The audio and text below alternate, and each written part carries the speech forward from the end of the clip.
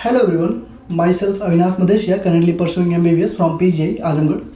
तो as a mentor आज मैं आपको बताने जा रहा हूँ, आज मैं आपको गाइड करूँगा कि कैसे आप बाकी बच्चों से बहुत आगे निकल जाएंगे बस कुछ टिप्स को फॉलो करके। होता क्या है कि अभी हमारे पास त्योहारों का सीज़न आ चुका है, फेस्टिवल्स का सीज़न है। अभी आपका दशहरा है, फिर आपका दीपावली आएगी, फिर आपका छठ आएगा, उसके बाद ठंडी आ जाएगी। इसमें बहुत सारे ऐसे चीज़ें हैं जो आप छोटी छोटी चीज़ें करके बाकी बच्चों से बहुत ज़्यादा आगे निकल सकते हो। आपकी जो रैंक है, मतलब 5 लाख 6 लाख बच्चों से आप अचानक से आगे निकल जाओगे बस छोटी छोटी चीज़ों को फॉलो करके। जैसे कि आप देखिए, दशहरा जो हमारा है, इस बार का जो दशहरा है, दुर्गा जो पूजा है, दुर्गा जी की जो पूजा होती है, वो 23 से 24 सितंबर से स्टार्ट हुई है और 2 अक्टूबर तक जाएगी। ठीक है, और 2 अक्टूबर को जाएगी, मतलब 3 या 4 या 5 तारीख तक हमारे पूरा मेला वगैरह लगा रहेगा। बाकी अगर हम बात करते हैं दीपावली की, तो दीपावली हमारी 18 तारीख से स्टार्ट होगी। 18 तारीख को धनतेरस है और 21 तारीख तक दीपावली होगी। 26-27 को छठ पूजा होगी। अब इसमें होता क्या है देखना, अब थोड़ा सा मतलब दिक्कतें क्या स्टार्ट होती हैं बच्चों के साथ। बच्चा इसमें करता क्या है, अब जैसे 23 से स्टार्ट हुई है तो कुछ ऐसे बच्चे होंगे जिनका 8-10 का ग्रुप होगा। अब वो 23 तारीख से ही कंटिन्यूस घूम रहे हैं, पंडाल में जा रहे हैं, रोज़ घूम रहे हैं इधर उधर। रात में 10 बजे 11 बजे निकल रहे हैं और रात में 3-3 4-4 बजे आ रहे हैं सुबह के टाइम में, दिन में।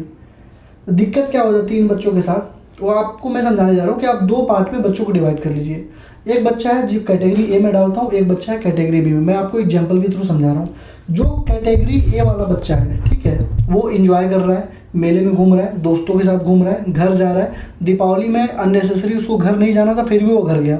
और दीपावली में घर गया तो ये नहीं था कि 1-2 दिन में आ गया, वो छठ के बाद आ रहा है, मतलब 7-8 दिन के बाद आ रहा है। ये कैटेगरी ए वाला बच्चा है। और कैटेगरी बी वाले बच्चे में मैं क्या करता हूँ, कैटेगरी बी वाले जो बच्चे होते हैं उसमें क्या होता है, वो इंजॉय ही नहीं कर रहा है। जिस दिन मेले का लास्ट दिन होगा वो जाके अपना घूम फिर के चला आएगा 1-2 घंटे के लिए, ठीक है, घर नहीं गया। 1-2 दिन के लिए अगर जा भी रहा है, ठीक है, तो ऐसा नहीं है कि जाके बस घूम रहा है, 6 से 8 घंटे पढ़ाई भी कर रहा है। अगर वो दीपावली में घर भी जा रहा है तो 6 से 8 घंटे पढ़ाई भी कर रहा है और उसके बाद जो है अपना एंजॉय कर रहा है, दीपावली सेलिब्रेट कर रहा है घर वालों के साथ। तो आपको समझ में आ गई होंगी कि एक बच्चा ए है, एक बच्चा बी है। अब होगा क्या, इसका रिजल्ट क्या होगा। जो कैटेगरी ए वाला बच्चा है, जो घूम रहा है, दोस्तों के साथ एंजॉय कर रहा है, उसके साथ दिक्कतें क्या होंगी, उसकी स्टडी हैम्पर हुई, उसका बैकलॉग क्रिएट हुआ, वो टेस्ट नहीं देगा। जब वो घूम रहा है तो टेस्ट कहाँ से देगा, सिलेबस उसका टाइम पे कंप्लीट नहीं होगा। सिलेबस उसका मार्च अप्रैल तक जाएगा और जब सिलेबस उसका मार्च अप्रैल तक जाएगा तो उसका कोई रिवीजन नहीं होगा और जब रिवीजन नहीं होगा तो कोई सिलेक्शन नहीं होगा। और कंसिस्टेंसी सबसे मेन चीज़ होती है, consistency is the key to success. उसकी कंसिस्टेंसी ही ब्रेक हो गई और जब कंसिस्टेंसी ब्रेक होगी तो सिलेक्शन होना ही नहीं है। ये तुम्हारा कैटेगरी ए वाले बच्चों का काम है। और कैटेगरी बी वालों के साथ देखो क्या होगा, उसकी स्टडी हैम्पर नहीं होगी, उसकी कंटिन्यूटी मेंटेन रहेगी, उसने एंजॉय भी किया, पढ़ाई भी किया, टेस्ट भी दिया, सारी चीज़ें किया और कंसिस्टेंसी उसने ब्रेक नहीं की। Consistency is the key to success. तो ए और बी में तुमको डिफरेंस समझ में आ चुका होगा कि ए के साथ क्या होगा और बी के साथ क्या होगा। आई थिंक अगर तुमको मैं ऑप्शन दूं कि तुमको कैटेगरी ए में जाना है कि कैटेगरी बी में, तो तुम्हें कैटेगरी बी को चूज़ करना चाहिए, क्योंकि कैटेगरी बी चूज़ करोगे तो तुम्हारा सिलेक्शन होगा और एक बार सिलेक्शन होगा तो पूरे साल मज़े करोगे। पूरे हर साल, अगले साल अगर कॉलेज में दीपावली मनाना, कॉलेज से छुट्टी रहेगा ना, कॉलेज में 1-1 2-2 महीने का बंक लगता है दीपावली के टाइम पे, दशहरा के टाइम पे बच्चे खूब एंजॉय करते हैं। लेकिन तुम जिस टाइम पे तुम्हें एंजॉय करना है, तुम उस टाइम पे ना करके जिस टाइम पे तुमको पढ़ाई करना है उस टाइम पे तुम एंजॉय कर रहे हो। जब तुमको पढ़ना है तो पढ़ाई ही करो। अगर तुम ये सारे काम करो, कैटेगरी ए वाले कैटेगरी में अगर तुम आ रहे हो, मेरा यकीन मानो तुम्हारा सिलेक्शन नहीं हो पाएगा, तुम्हारे लिए बहुत दिक्कत होगी।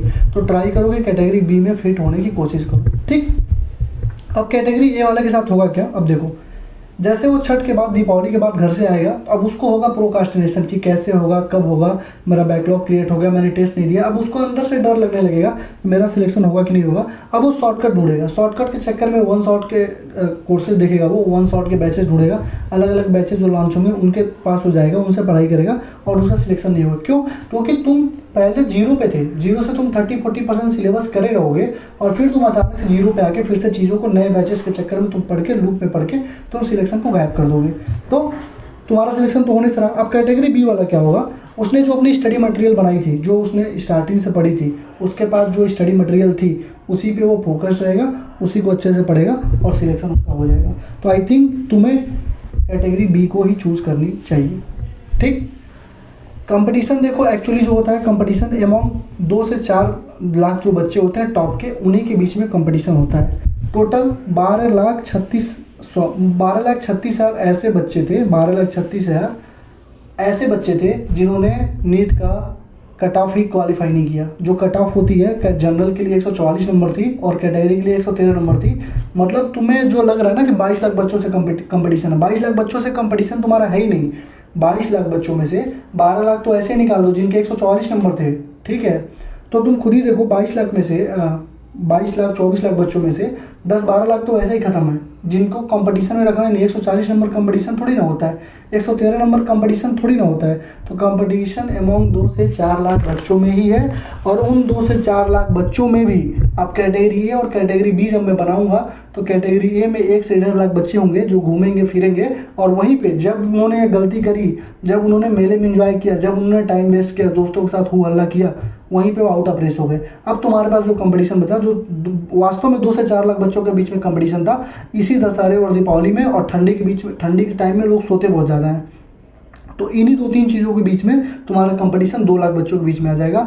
और यही 2 लाख बच्चे जो होते हैं वो कम्पीट करते हैं, अच्छे से कम्पीट करते हैं, एक दूसरे से लड़ाई करते हैं, अपने सिलेक्शन के लिए भागते हैं, ठीक है। तो फिर से बता रहा हूँ, अपने टाइम का वेस्टेज मत करो। दशहरे में, मेले में 2-3, भाई तुमको घूमना है 2 तारीख 3 तारीख को घूम लो, 2 अक्टूबर को 3 अक्टूबर को 1-2 घंटे जाके घूम के चले आओ। पूरा तरीके से जो कैटेगरी है कि मैंने बताया कि वो सब अगर काम करोगे तो तुम्हारा सिलेक्शन होने वाला नहीं है। अपने आप को कंसाइज करो, अपने दोस्तों से दूर रहो। मैं ये नहीं कह रहा हूँ दिन भर दोस्ती करो, दोस्तों से मिलना है। एक ऐसा अच्छा दोस्त होता है, अच्छा दोस्त वही है जो तुमको सपोर्ट करे, वो नहीं है जो तुमको लेके घुमाए। तो अपने आप को कंसाइज करो। कोई कितना भी तुम्हें बोले कि तुम स्वार्थी हो गए, बोलो हाँ भैया मैं स्वार्थी हो गया हूँ, 6 महीने के लिए मुझे स्वार्थी होना है, क्योंकि जब मेरा सिलेक्शन हो जाएगा तो जो यही तुम्हारे दोस्त तुमको स्वार्थी बोल रहे हैं वो सब तुमसे मिलने आएंगे, अच्छे से तुमसे बातें करेंगे। तो बी कंसाइज हो जाओ, ज़्यादा लोगों के चक्कर मत पड़ो, अपने आप को छोटा, अपने फ्रेंड सर्कल को छोटा रखो, उसी में पढ़ाई करो, अच्छे से खुश रहो, मस्त रहो, ठीक है। अपने डेली रूटीन को फॉलो करो। अपने डेली रूटीन को अगर फॉलो नहीं करोगे, अगर मेले में, दीपावली के चक्कर में अगर इन सब चीज़ों को छोड़ोगे, डेली रूटीन का मतलब होता है 4 घंटे बायो डेली पढ़ो, 5 घंटे फिजिक्स पढ़ो, 5 घंटे केमिस्ट्री पढ़ो। अब जो 2-3 दिन तुम मेले में घूमोगे तो ये तो कैटेगरी ए वाले हो गए जो घूमते ही रहेंगे। कैटेगरी बी वाले बच्चे, जो मैंने बोला हो ना 6 से 8 घंटे वो बच्चा पढ़ेगा, तो क्या करेगा, 2 घंटे बायो पढ़ लेगा, 3 घंटे केमिस्ट्री पढ़ लेगा, 3 घंटे फिजिक्स पढ़ लेगा, 8 घंटे उसने पढ़ाई कर ली और पूरा एकदम फर्स्ट क्लास वो घूमेगा, दीपावली सेलिब्रेट करेगा, दिवाली करेगा, छठ सेलिब्रेट करेगा, अपने पेरेंट्स के साथ रहेगा, घूमेगा फिरेगा, ठीक है। तो ये सारी चीज़ों को थोड़ा सा ध्यान में रखो। ये बहुत बहुत मतलब छोटी चीज़ बता रहा हूँ, लेकिन बहुत ज़्यादा तुम्हारे लिए हेल्पफुल होंगी, ठीक है। अननेसेसरी आउटिंग्स को अवॉइड करो। अगर घर पे ना जाना हो, अगर घर पे मतलब जाने की कोई नीड ना हो तो मत जाओ भाई। 1 साल की बात है, कंटिन्यूटी मेंटेन करो, ठीक है। 6 महीने की बात है, 6 महीने में तुम्हारा सिलेक्शन हो जाएगा, पढ़ोगे अच्छे से तो। और 6 महीने की सिलेक्शन तुम्हारे आने वाले 60 साल तय करेगी और तुम्हारे आने वाली 6 जनरेशन को तय करेगी। तुम इतने अच्छे लेवल पे जाओगे, इतने, एक डॉक्टर जो होता है बहुत रिस्पेक्टेड पोस्ट है और बहुत अर्निंग वाला पोस्ट है, तो तुम ऐसा अपने मतलब जो पूरा कूल खानदान होता है तुम उसमें सबसे टॉप पे रहोगे, अपने जनरेशन्स को तुम चेंज कर दोगे। तो ये जो 6 महीना है इसमें तुम अच्छे से मेहनत कर लो, ठीक है। लोगों के चक्कर में मत पड़ो, दोस्ती यारी के चक्कर में मत पड़ो, अपने आप को कंसाइज करके पढ़ाई कर लो। 6 महीने के बाद तुम्हें जो करना होगा करना। कॉलेज में बहुत मज़े हैं, ठीक है। कॉलेज में मैं बता दूँगा तुम्हें कि क्या क्या होता है, कैसा सीन होता है, ठीक।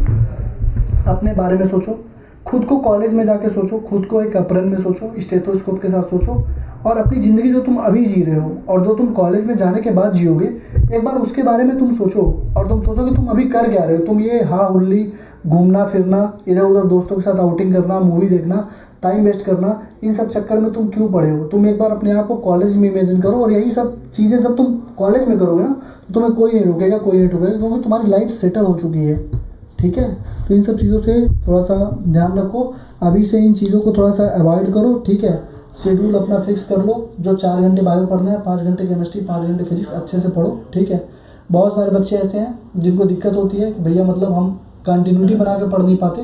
तो एक छोटा सा टिप्स बताता हूँ, सुबह उठते ही 4 घंटे बायो पढ़ लो, उसके बाद 1 घंटे का ब्रेक ले लो, फिर 3 घंटे केमिस्ट्री पढ़ लो, उसके बाद फिर से 1 घंटे का ब्रेक ले लो, फिर 2 घंटे और केमिस्ट्री पढ़ो, फिर 1 घंटे का ब्रेक ले लो, 3 घंटे फिजिक्स पढ़ो, फिर 1 घंटे का ब्रेक लेके 2 घंटे जो है फिजिक्स पढ़ो। मतलब बीच बीच में सब ब्रेक लेते रहोगे ना तो तुम्हारा माइंड एकदम एक्टिवेट रहेगा। जब जब तुम ब्रेक लोगे तो माइंड तुम्हारा एक्टिवेट हो जाएगा।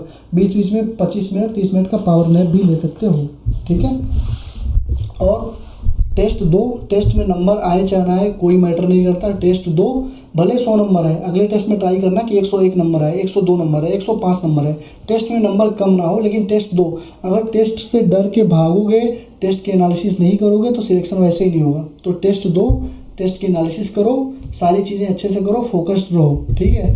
जैसे मैंने बताया है, जिन जिन टिप्स के बारे में मैंने बताया उनको अच्छे से फॉलो करो और ट्राई करो कि जो मैंने कैटेगरी ए वाले बच्चों के लिए बात बताई है, कैटेगरी ए में कभी मत आओ, कैटेगरी बी में रहो, ठीक है। कैटेगरी बी में रहोगे हमेशा सक्सेसफुल रहोगे, कैटेगरी ए में कभी भी मत आओ, ठीक है। तो ऑल दी बेस्ट, अच्छे से पढ़ाई करो, ऑल दी बेस्ट।